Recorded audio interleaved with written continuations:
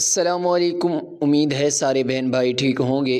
دوستو، ہم 1000 سبسکرائب پر قرآن اندازی کرنے جا رہے ہیں۔ اپنا نام اور موبائل نمبر کمنٹ میں ٹائپ کریں اور جلدی چینل کو سبسکرائب کریں تاکہ جلد آپ کو اپنا انعام دیا جائے، اور 1000 سبسکرائب پورے ہونے پر ویڈیو کو مکمل واچ کریں اور ساتھ کمنٹ میں اللہ کے ناموں میں سے ایک نام ضرور ٹائپ کریں۔ شکریہ۔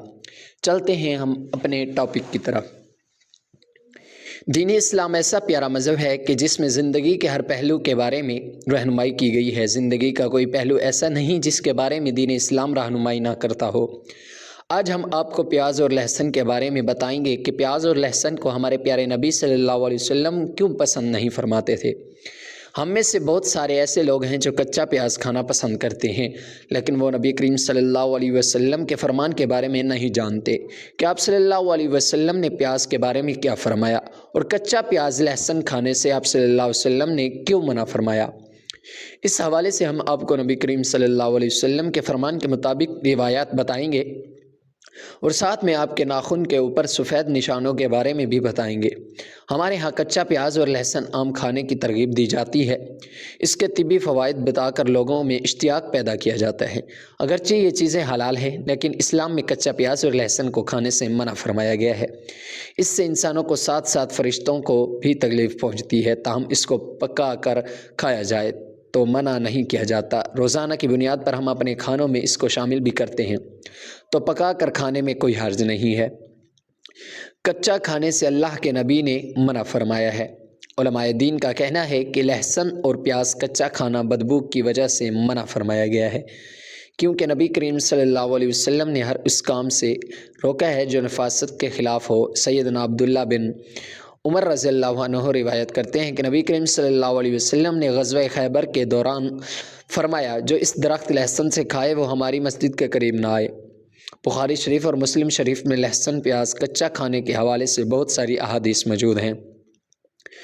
حضرت ابو طلحہ رضی اللہ عنہ کی بیان کردہ حدیث کافی طویل ہے، جس میں حضرت عمر فاروق رضی اللہ عنہ نے بہت سی باتیں بتائیں۔ ان میں سے ایک یہ بھی ہے کہ اے لوگو، تم لہسن اور پیاز کے درختوں سے کھاتے ہو، حالانکہ میں ان کو خبیث سمجھتا ہوں۔ مجھے یاد ہے کہ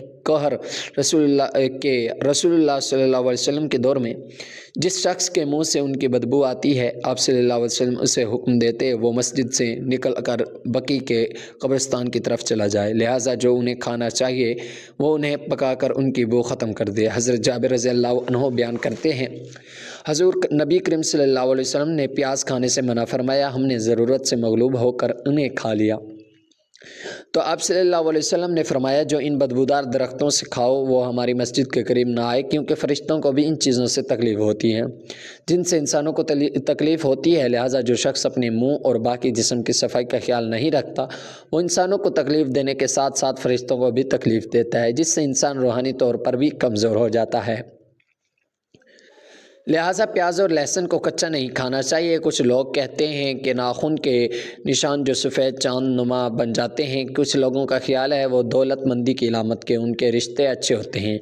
کچھ لوگوں کا کہنا ہے ان کو اچھی جاب ملتی ہے۔ کچھ منحوس قرار دیتے ہیں، وہ کہتے ہیں کہ ان کی زندگی اچھی نہیں گزرے گی۔